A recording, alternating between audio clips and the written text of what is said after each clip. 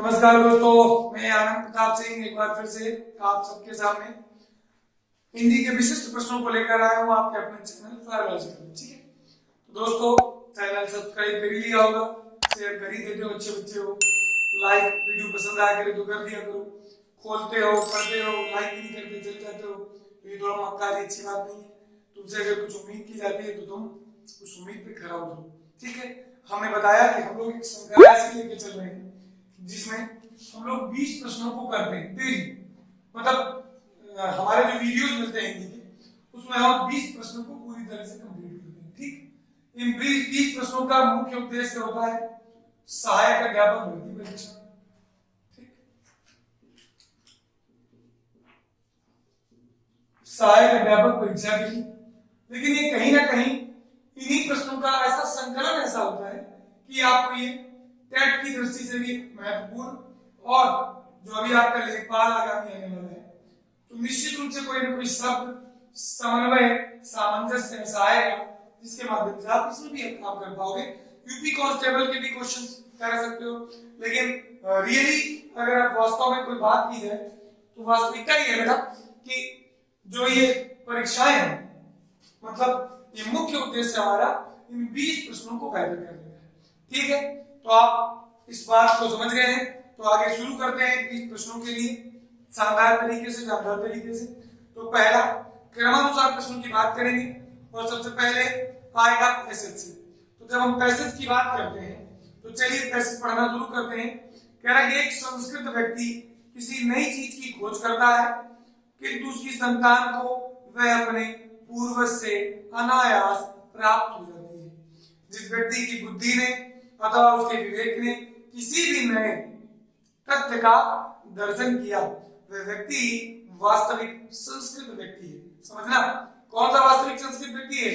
जिस व्यक्ति की बुद्धि ने एक नए तथ्य का दर्शन किया वही संस्कृत व्यक्ति है, और उसकी संतान जिसे अपने पूर्वज से वह वस्तु अनायास ही प्राप्त हो गई हो वह अपने पूर्वजों की भांति सब भले ही बन जाए, संस्कृत नहीं कहला सकता।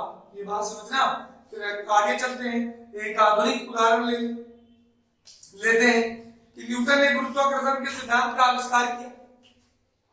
वह संस्कृत मानव था। आज के युग का भौतिक विज्ञान का विद्यार्थी न्यूटन के गुरुत्वाकर्षण से तो परिचित है, लेकिन उसके साथ उसे और भी अनेक बातों का ज्ञान प्राप्त है जिनसे शायद न्यूटन अपरिचित ही रहा। ऐसा होने पर भी हम आज के भौतिक विज्ञान के विद्यार्थी को न्यूटन की अपेक्षा अधिक सभ्य भले ही कह सकें, पर न्यूटन जितना संस्कृत नहीं कह सकते। क्लियर है? कह रहा है कि वास्तविक, आप प्रश्न पे आ जाओ, वास्तविक संस्कृत व्यक्ति वह है जो विकल्प है नए आविष्कारों का प्रयोग करता है, संस्कृत भाषा जानता है, तथ्यों को याद करता है, नए आविष्कार करता है। तो सटीक उत्तर है नए आविष्कार। नए आविष्कार करने वाला व्यक्ति ही वास्तविक संस्कृत व्यक्ति है। यही बात पैराग्राफ के थ्रू हम लोगों तक आ रही है। छोटी बात, एक होता है कर्तृवाच्य और एक होता है कर्मवाच्य और एक होता है भाववाच्य। कर्तृवाच्य में कर्ता और क्रिया, अर्थात क्रिया का पूरा स्वरूप कर्ता के हिसाब से रहता है। कर्मवाच्य में क्रिया का स्वरूप कर्म के हिसाब से रहता है, और भाववाच्य में क्रिया का स्वरूप पहली बार तो क्रिया कर्ता के साथ होती है, ये बात ध्यान देना। भाववाच्य में क्रिया कर्ता के साथ ही होगी, तो क्रिया ना तो कर्ता के अनुसार होती है जब किसके अनुसार होती है? भाव के अनुसार। तो 3 प्रकार के वाच्य होते हैं, पहचानना बहुत सरल है। क्रिया मूलावस्था में हो, कर्ता के जेंडर नंबर लिंग वचन के साथ बदले तो कर्तृवाच्य। क्रिया मूलावस्था से हट गई हो और कर्म के लिंग वचन के अनुसार बदले तो कर्मवाच्य। क्रिया ना तो कर्ता न कर्म अपितु भाव के अनुसार बदले, अन्य पुरुष में हो, एक वचन में हो, नकारात्मक भाव में हो, नकारात्मक भाव में हो, और मूलावस्था से हटी हो। बच्चे से पढ़ा नहीं जाता, मोहन से खाया नहीं जाता, राम से चला नहीं जाता, सोहन से दौड़ा नहीं जाता, तो ये भाववाचक की बात करेगा। तो मतलब पैसेज के दोनों उत्तर समाप्त हुए। अब आगे आते हैं प्रश्न संख्या 3, वाक्य की बात कर रहा है। तो बच्चे वाक्य दो तरह के होते हैं, एक होता है रचना और एक होता है अर्थ। तो रचना के आधार पे 3 सरल, संयुक्त और मिश्रित,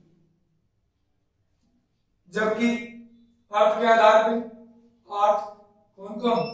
पहला आप कह लो विधिवाचक वाक्य, ठीक, या ऐसे लिख दो केवल विधि या विधानवाचक वाक्य, विधि या विधानवाचक वाक्य, नकारात्मक वाक्य, नकारात्मक वाक्य, प्रश्नवाचक वाक्य, विस्मयादिबोधक वाक्य, विस्मयादि, ठीक। उसके बाद इच्छा सूचक, इच्छा के बाद आज्ञा सूचक, आज्ञा के बाद संदेह सूचक, संदेह के बाद संकेत हो गया। तो बच्चे ये हो गए 8 प्रकार जो अर्थ के आधार पर चलते हैं। तो आपका उत्तर हो जाएगा 8। आगे बढ़ जाए, किसी बड़े अंश का संक्षिप्त रूप दर्शाने के लिए किस चिन्ह का प्रयोग किया जाता है। किसी बड़े अंश का संक्षिप्त रूप दर्शाने के लिए किस चिन्ह का प्रयोग किया जाता है, समझना मेरे लाल। प्रश्न संख्या 4 है, ये क्या लिखा है, डॉक्टर, संक्षिप्त कर दो। ये क्या लिखा है, डॉक्टर, ये क्या लिखा है, डॉक्टर। तो ये चिन्ह हम लोगों ने लगाया, इस चिन्ह को क्या कहते हैं, इसको लाघव चिन्ह कहते हैं। क्या कहते हैं, लाघव चिन्ह। तो आपका उत्तर हो जाएगा लाघव चिन्ह, विकल्प दिया है लाघव या संक्षेप सूचक। तो दोस्तों अगला आते हैं 5 नंबर सीरीज में, क्वेश्चन संख्या 5। कह रहा है कि जिस विकारी शब्द के प्रयोग से हम किसी वस्तु के विषय में कुछ विधान करते हैं, तो मतलब जैसे करते की बात आ जाए तो तुम्हारे पास उत्तर तुरंत आ जाता है कि करने या होने की बात तो गुरुजी ने क्रिया हमें की थी। तो उत्तर क्या होगा लल्ला, क्रिया होगा। दे दो लपा के उत्तर, क्रिया। उत्तर विकल्प संख्या 2 नंबर में दिया है। क्रिया के बारे में आप सब जानते हो, जिन शब्दों से किसी काम में करने या होने का बोध होता है क्रिया कहते हैं। क्रिया के भी 2 प्रकार, एक आता है रूप के आधार पर और एक आता है प्रयोग के आधार पे। रूप के आधार पे क्रियाओं के प्रकार 2 भाग होते हैं, सकर्मक और अकर्मक। और प्रयोग के आधार पे क्रियाओं के अन्य प्रकार होते हैं। सकर्मक कर्म के आधार पे क्रिया के 2 प्रकार, एक कर्मक और विकर्मक। समझ गए कि नहीं समझ गए। तो प्रयोग के आधार पे क्रिया के प्रकार, प्रयोगात्मक क्रिया, नाम धातु क्रिया, द्विकर्मक क्रिया, पूर्वकालिक क्रिया, संयुक्त क्रिया, सहायक क्रिया, सारी क्रियाएं आती हैं। अनुमान का विशेषण होगा, बच्चा कहते हैं अनुमान शब्द लिखा है। अब अनुमान में तुम जैसे विशेषण बनाओगे, कहते हैं इस हॉल में बैठे हुए लोगों की अनुमानित संख्या कितनी है। क्या है, अनुमानित संख्या। तो अनुमान से विशेषण क्या बन गया, अनुमानित बन गया। क्या प्रत्यय लगा, इत प्रत्यय लगा, उत्तर निकल गया। तो बच्चा उत्तर लगा दो, कहा लगी हो, ए ऑप्शन लगा दो, कोई दिक्कत, ए ऑप्शन उत्तर हो जाएगा। हो जाएगा सहायता करो। गरीबों शब्द क्या है, तो गरीबों क्या है बच्चा, गरीब तो विशेषण है, लेकिन जैसे ही तुम इसका वचन परिवर्तन कर देते हो तो ये जातिवाचक हो गया। गरीबों की सहायता करो, तो मतलब पता नहीं कितने गरीब, पता नहीं कितने गरीब और कौन गरीब। तो गरीबों की सहायता करो में ये क्या बनेगा, ये बन जाएगा जातिवाचक संज्ञा। क्या बन जाएगा, जातिवाचक संज्ञा। क्लियर बात है, उत्तर दे लो। कौन सा उत्तर होगा, विशेषण नहीं, गरीब है, विशेष नहीं। और जब तक विशेषण विशेष तब होता है जब वाक्य में दिया जाए, ऐसा नहीं कह सकते आप जातिवाचक संज्ञा लगा दो, संयुक्त है, भाववाचक होगा नहीं। क्लियर है, आगे चलते हैं कि सर्वनाम के कितने भेद हैं।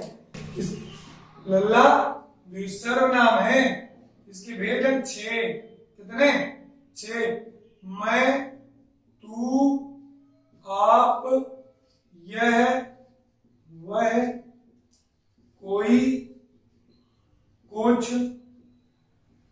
कौन, क्या, जो, सो। ये मूल सर्वनाम है, इनकी संख्या 11 है। प्रकार कितने हैं? 6। कौन कौन से प्रकार? पुरुषवाचक, ठीक, निजवाचक, निश्चयवाचक, अनिश्चयवाचक, प्रश्नवाचक, संबंधवाचक। विस्तृत क्लास, विस्तृत अध्ययन जब होगा तो इनकी व्यापकता के बारे में भी बता दिया जाएगा। अभी प्रश्न श्रृंखला में व्यापकता में जाने का कोई उद्देश्य नहीं। ठीक बात है, 6 प्रकार उत्तर लगाओ। अगला है, किस क्रमांक में अंतस्थ व्यंजन है? किस क्रमांक में अंतस्थ व्यंजन है?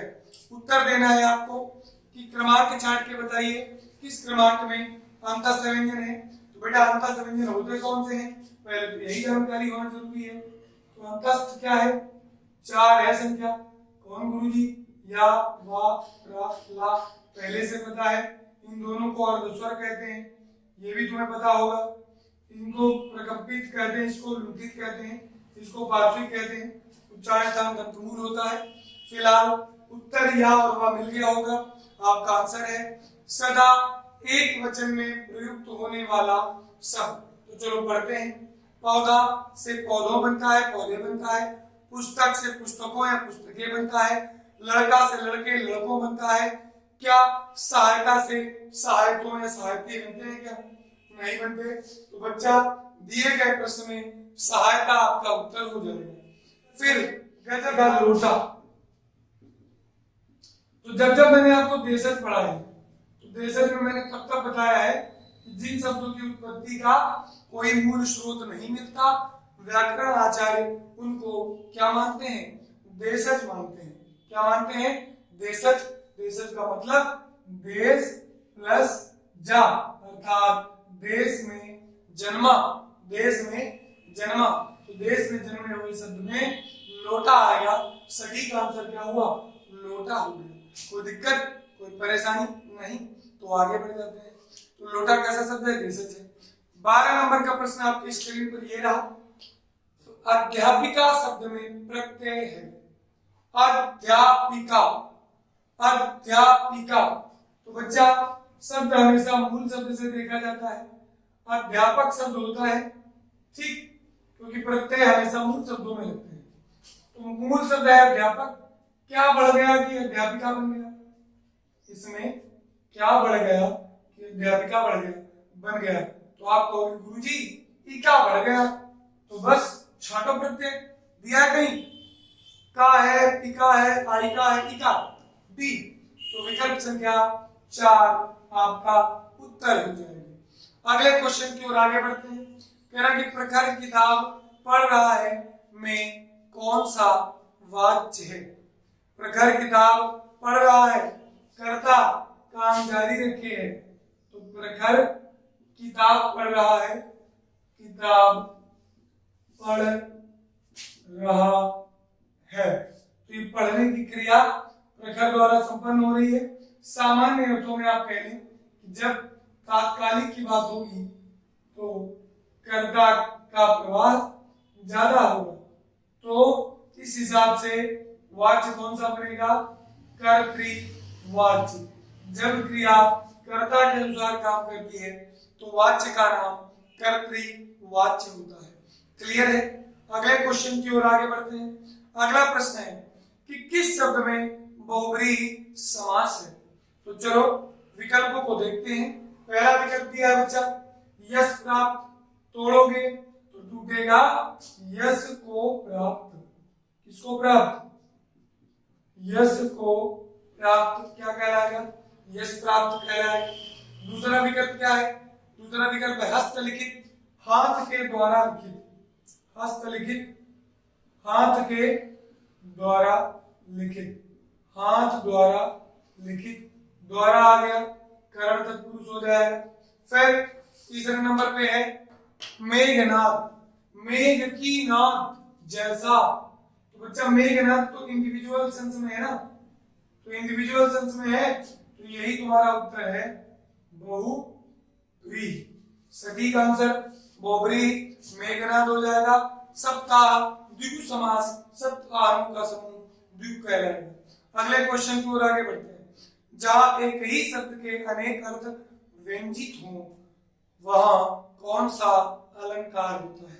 बच्चा एक है रहीमन पानी राखिए, सुना होगा तुमने, तो मोती मनुष्य और चूने से इसके अलग अर्थ निकलेंगे। एक है चरण धरत चिंता करत चितवत चारि ओर, सुवर्ण को खोजत फिरत, तो सुवर्ण के माध्यम से निकलेगा कवि व्यभिचारी चोर। एक है रहीमन जोगत दीप की कुल कपूत की सोए, बारे उजियारा करे श्लेष अलंकार। एक है कि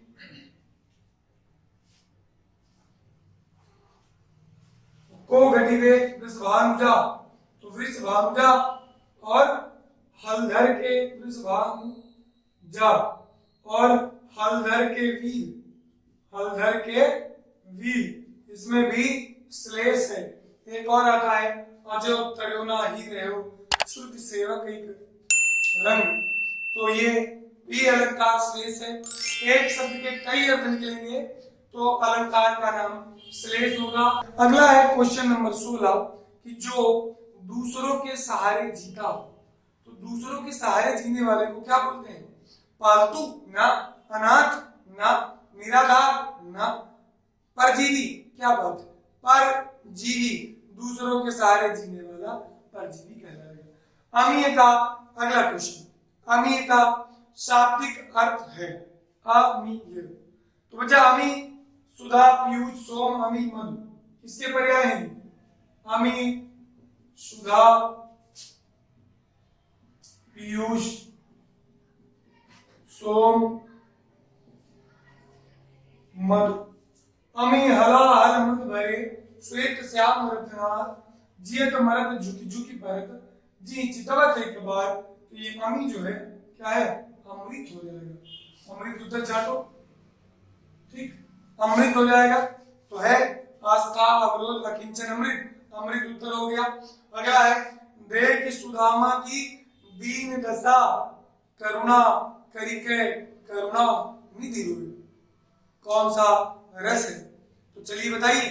सुदामा की दीन दशा देखकर भगवान कृष्ण के हृदय में करुणा का भाव आया था।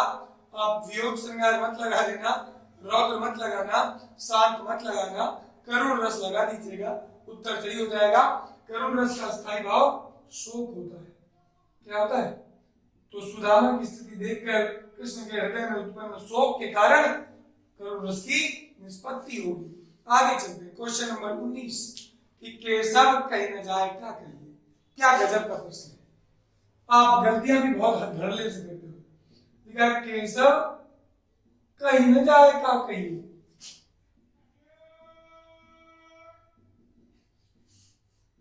तुमने केशव को पढ़ लिया और केशव उत्तर दे दिया, जबकि उत्तर है तुलसीदास। तो केशव कहने जाए तो कहिए भूषण विघ्न विराज, भूषण मत लगा दिया करो, वो केशव दास की है। ये केशव कहने जाए कहिए क्या कहिए, ये तुलसीदास जी ने कहा है। किसने कहा है? तुलसीदास जी ने कहा है। और आगे आते हैं आज की श्रृंखला का अंतिम प्रश्न, आदिकाल को बीज वपन काल का नाम किसने दिया? तो आदिकाल को बीज वपन का नाम आचार्य महावीर प्रसाद द्विवेदी ने दिया। किसने दिया? आचार्य महावीर प्रसाद द्विवेदी ने। आदिकाल को सिद्ध सामंत काल किसने कहा? राहुल चाणक्य ने। आदिकाल किसने कहा? आचार्य हजारी प्रसाद द्विवेदी ने। आदिकाल को वीर गाथा काल किसने कहा? आचार्य रामचंद्र शुक्ल ने। आदिकाल को बीज वपन काल किसने कहा? आचार्य महावीर प्रसाद द्विवेदी ने। आदिकाल को अपभ्रंश काल किसने कहा? मिश्र बंधुओं ने। तो एक तरह तरह के क्वेश्चन इससे भी बनते हैं। तो आज की श्रृंखला का यहीं से समापन करते हैं, मिलते हैं अगली सीरीज में कुछ नए प्रश्नों के साथ। आज के लिए इतना ही, बहुत बहुत धन्यवाद।